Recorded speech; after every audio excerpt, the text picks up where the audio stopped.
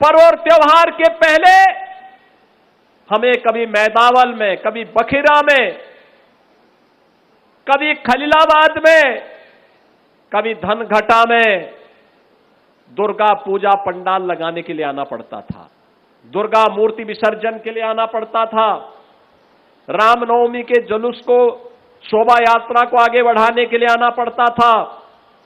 अब मैं कह सकता हूं, मैं लखनऊ से ही देख सकता हूं कि आपकी शोभा यात्रा और आपका मूर्ति का पंडाल सुरक्षित है, कोई भय नहीं, कोई भय नहीं। अब राह चलते हुए किसी बेटी को कोई गुंडा छेड़ नहीं सकता है।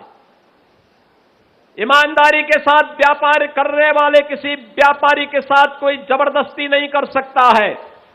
उसे मालूम है बेटी के साथ छेड़खानी की और व्यापारी के व्यवसाय में अनावश्यक हस्तक्षेप करके लूटपाट करने का प्रयास किया तो खामियाजा एक ही होगा, या तो जेल जाना पड़ेगा या जहन्नुम की यात्रा के लिए तैयार रहना पड़ेगा। बहनों और भाइयों, जब इस दृढ़ इच्छा शक्ति के साथ कार्य होता है तब परिणाम आते हैं।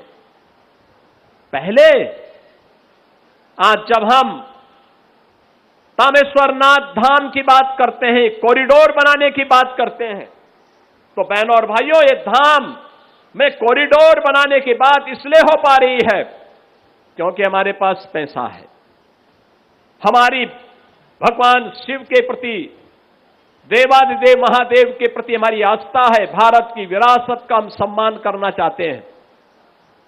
इससे पहले पैसा था, लेकिन यही पैसा कब्रिस्तान की बाउंड्री वाल के नाम पे खर्च हो जाता था।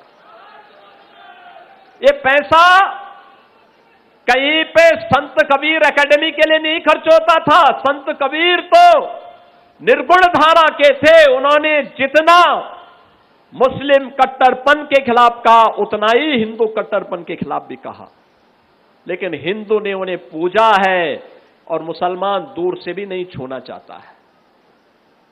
यही अंतर है, यही अंतर है।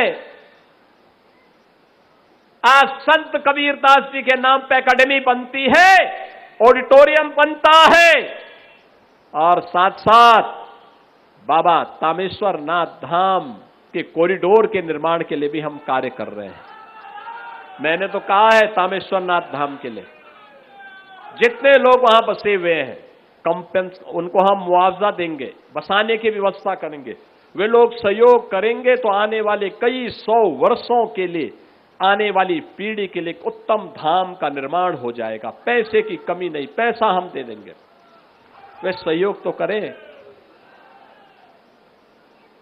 बैजूनाथ धाम का मंदिर बीच में क्षतिग्रस्त हुआ था, हमने धर्मार्थ कार्य विभाग को कहा है जल्दी से उसका प्रस्ताव मंगाओ, वहां पे भी कोई कार्य होना चाहिए, बैजूनाथ धाम में भी हो जाना चाहिए।